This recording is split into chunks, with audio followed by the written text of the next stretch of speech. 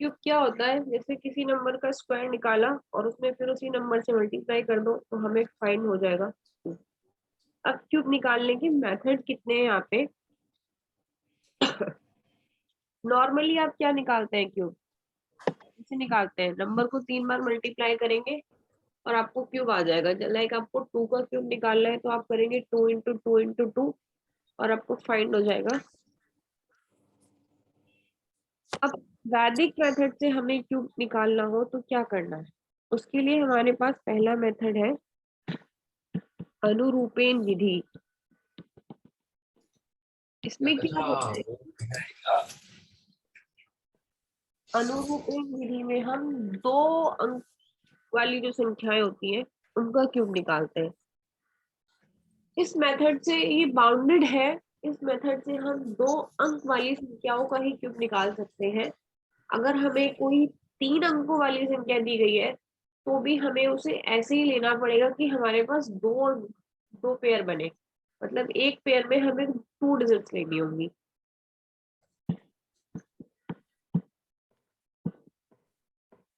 इसमें क्या होता है, इसमें जो आंसर हम निकालते हैं 4 पार्ट में आता है हमारा। देखो, ये अनुरूपेण विधि जो है एक इनडायरेक्टली वर्टिकली क्रॉसवाइज मेथड का ही रूप है। वैदिक में ऑलमोस्ट जितने भी मेथड है वो इनडायरेक्टली वर्टिकली क्रॉसवाइज मेथड के ही एक्सटेंशन है। तो अगर जिसको वर्टिकली क्रॉसवाइज मेथड आता है इट मींस वो सब कुछ कर सकता है। ये देखो यहाँ पे आपको दिख रहा है कि 12 का क्यूब,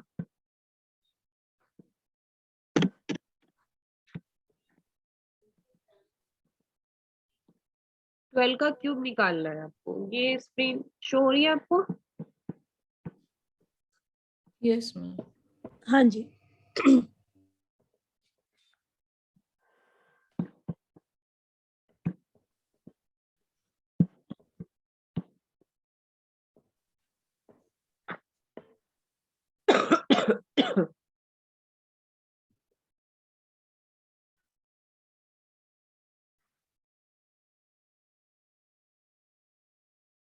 ये देखो, इसमें हमने एक पार्ट लिया 1 और एक पार्ट लिया हमने 2, राइट। तो 1 का क्यूब किया, क्या मिल गया आपको 1।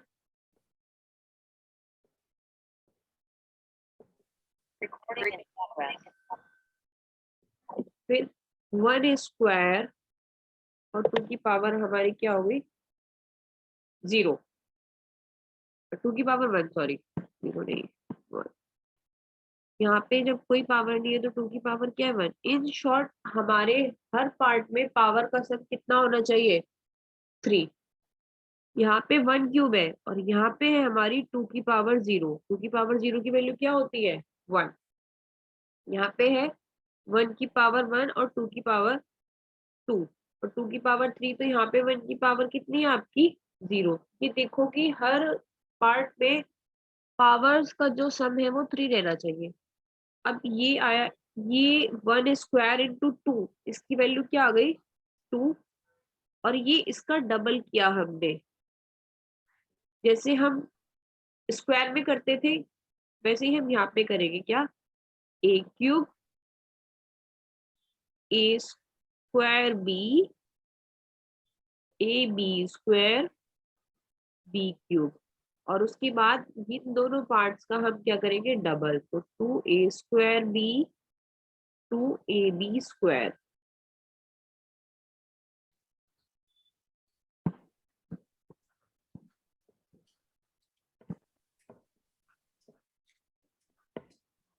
ये शो हो रहा है आपको सभी को जो मैंने लिखा इस पे।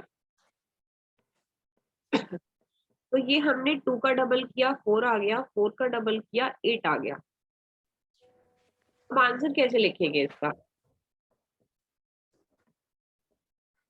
8 4 और 8 कितना होगा 12, 12 का 2 1 कैरी, 2 4 6 और 6 में 1 कैरी वाला ऐड करेंगे 7 1।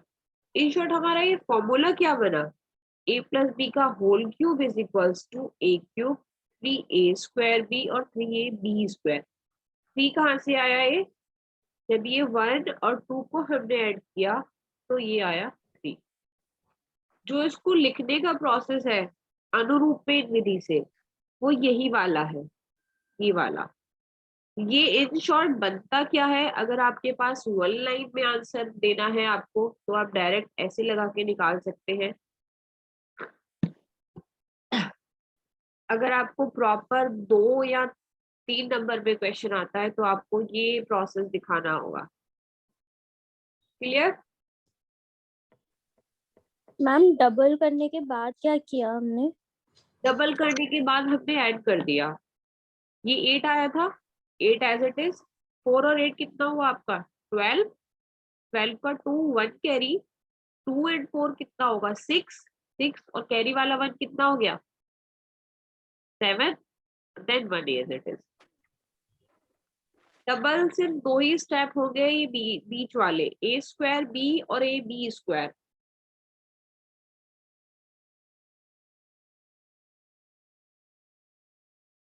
सभी को क्लियर है method? Yes ma'am. Yes ma'am. ये मेथड है अनुरूपेण विधि। इसकी हेल्प से हम 2 अंक वाली जो संख्याएं होती है हमारी, उनका क्यूब निकाल सकते हैं। अगर सपोज कि नंबर हमारा 112 है, तो ये तो कितना हो गया? 3 अंकों का। अब इसमें हम पेयर बनाएंगे या तो 11 और 2 का, या फिर पेयर बनाएंगे 11 1 और 12 का। 2 डिजिट लेकर ही हम इस पे काम करेंगे तो ही निकाल सकते हैं, अदरवाइज हम तीसरे डिजिट मतलब 3 अंक वाली संख्याओं का क्यूब इसकी हेल्प से नहीं निकाल सकते। बाउंडेड है मेथड। ठीक है?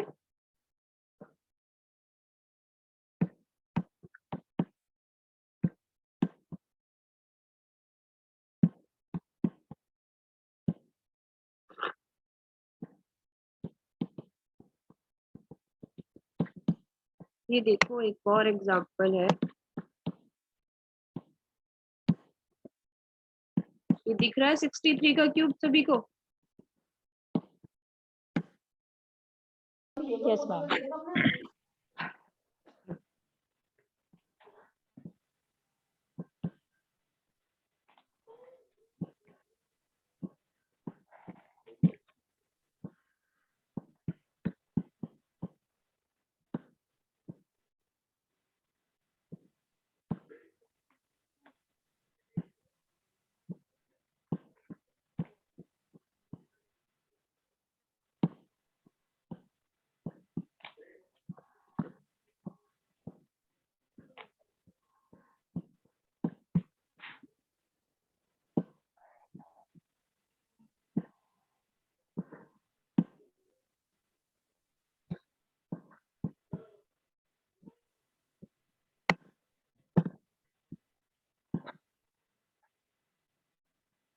तो इसमें क्या किया हमने?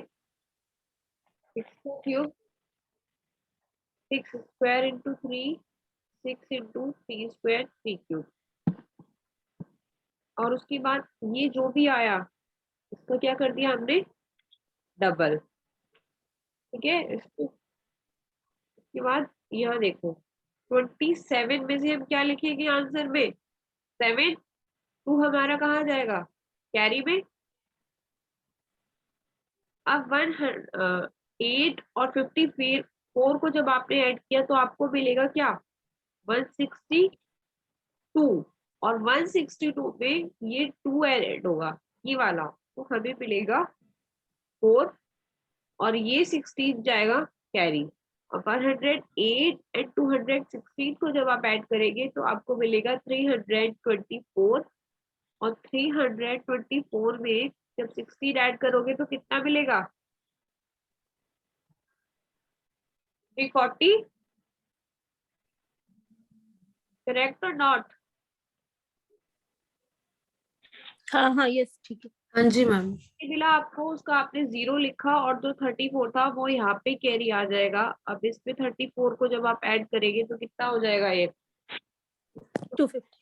आंसर आपका आ गया 250047। किसी को डाउट है अब इस मेथड पे? मैम एक बार और रिपीट कर दीजिए। क्या रिपीट करना है या पूरा मेथड ही रिपीट करना है? मैम ये स्टार्टिंग से कर दे। 63 का जो स्क्वायर निकाला मैम, ये जो 216 जो लिखा आपने, हाँ जी, इस स्क्वायर इंटू 3 108 हो गया आपका। आपने उसका ट्वाइस कर दिया 216। हाँ जी, उसके नीचे लिखा है 32 की पावर 4 है, क्या है? नहीं 32 की पावर 4 नहीं है, इनको ऐड करेंगे आपको तो 324 आएगा। जी मैम ठीक है मैम। अब ये भी जाएगा मैं ना, सोचा 32 इसलिए की इसको पावर 4 बेस में है। लिख जी मैम, दिया जी है मैम। कि 32 जो कैरी में जाएगा उसको बेस में लिख दिया है। जी मैम। ठीक है, क्लियर? जी मैम, ओके मैम। तो आप कुछ क्वेश्चन कर लो इसके एक बार, फटाफट से मुझे आंसर भेज दो।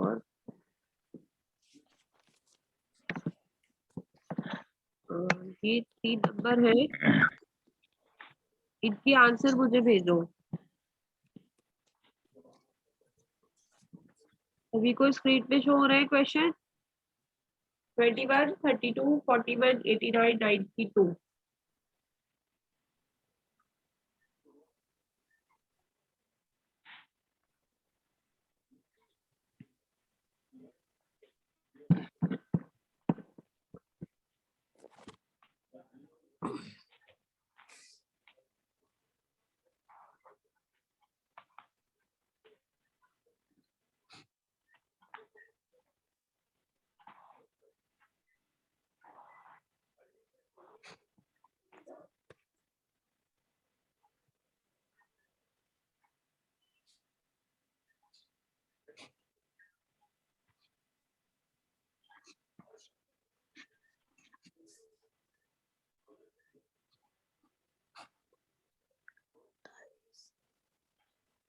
फटाफट भेजिए, क्लास में 14 लोग हैं, सबके आंसर आने चाहिए।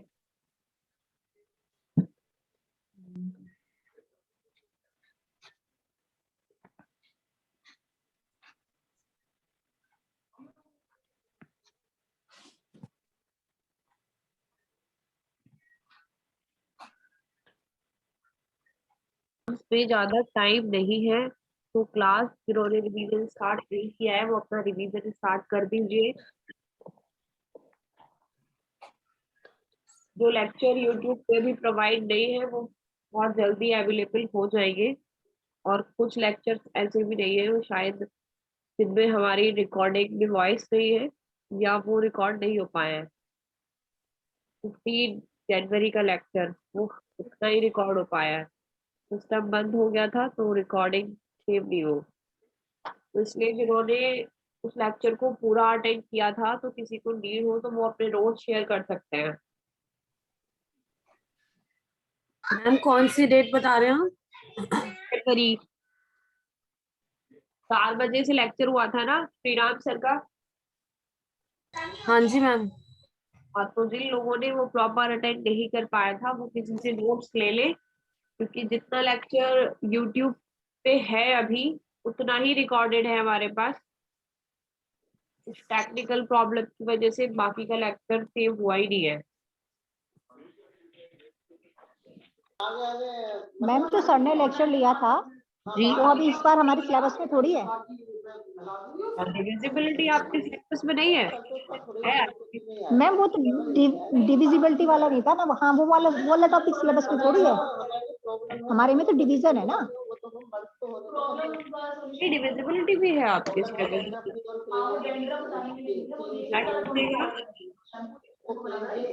अच्छा मैं चेक करूंगी, मुझे लगा नहीं है।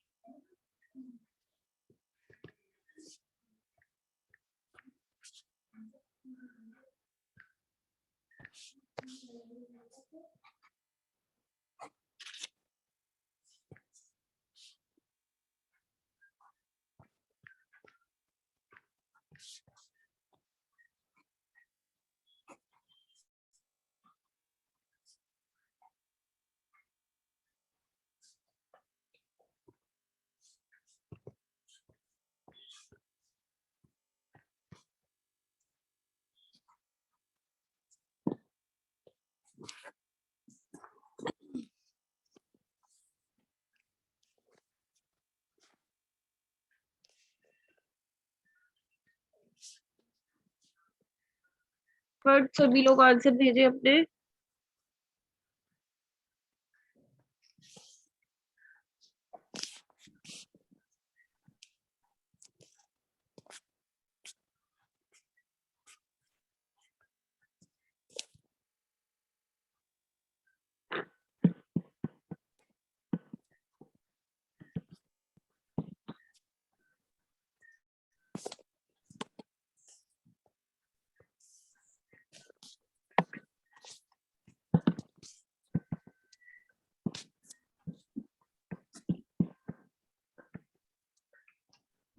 चलो अब हम बढ़ते हैं अपने नेक्स्ट मेथड की ओर। नेक्स्ट मेथड है हमारा निखिलम विधि।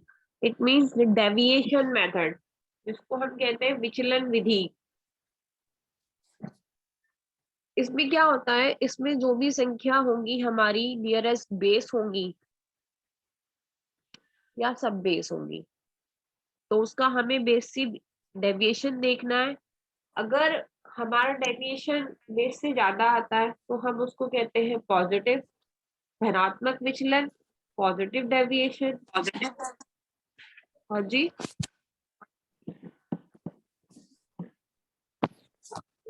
अगर हमारे पास है डिजिट 98, तो उसको हम 100 बेस के साथ देखेंगे तो उसका डेविएशन क्या होगा हमारा, नेगेटिव, ऋणात्मक विचलन। तो उसमें क्या करते हैं हम, आंसर कितने पार्ट में आता है, इसमें भी मल्टीप्लीकेशन की थी, सेम प्रोसेस है जो मल्टीप्लीकेशन में था हमारा। देखो अगर हमें 102 का क्यूब निकालना है,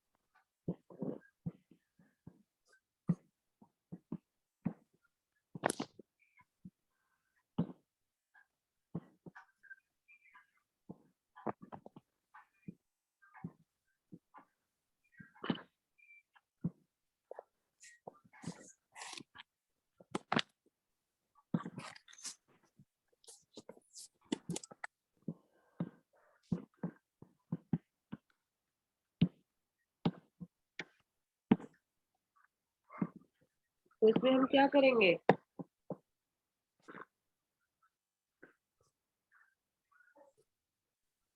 ये 100, ये हमारा विचलन है,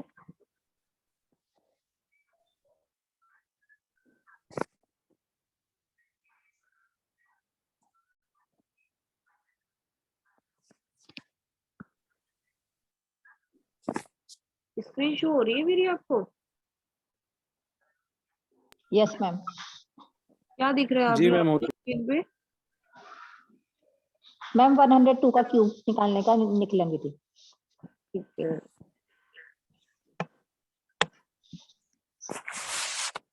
इसमें ये दिख रहा है कि 102 नियर किसके है, 100 के। 100 की। तो 100 से विचलन हमारा कितना है, 02, उसमें हम यस मैम। ये ऐड करेंगे। फिर तीसरा हम फाइंड कर रहे हैं क्यूब, तो क्यूब इंटू विचलन का स्क्वायर, मतलब 3 इंटू विचलन का स्क्वायर, वो क्या होगा हमारा 12। बेस में जितने जीरोस हैं डेविएशन भी उतने ही डिजिट्स में लिखा जाएगा।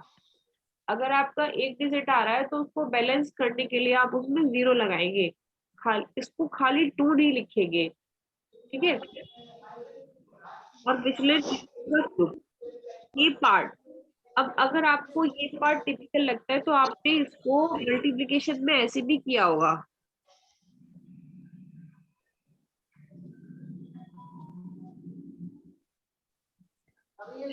हाँ जी मैम। सेम पार्ट है, तब वहां पे हम आंसर को कैसे निकालते थे, 3 पार्ट में निकालते थे। एक पार्ट में तीनों की मल्टीप्लाई, तो क्या होता था वो 08। सेम होगा। एक मिडिल पार्ट में हम क्या करते थे, 1 बाय 1 पेयर, तो इसकी मल्टीप्लाई लेंगे, ये भी 4 आएगा, 4 + 4 + 4 +4 + 4। तो यहाँ पे भी 12 हम ये कर रहे हैं कि 3 इंटू विचलन का स्क्वायर, 3 बार मल्टीप्लीकेशन कर रहे हैं और डेविएशन स्क्वायर, क्योंकि यहाँ पे 2 बार ले रहे थे ना मल्टीप्लीकेशन में। बस यहाँ हमने इसको Yes. फॉर्मूले की उसमें लिख दिया है, 3 इंटू विचलन स्क्वायर। और इसमें क्या था कि ये नंबर में रेस्ट ऑफ दिस इनको ऐड करो। तो आपने यहाँ पे क्या लिया, बेस से लिया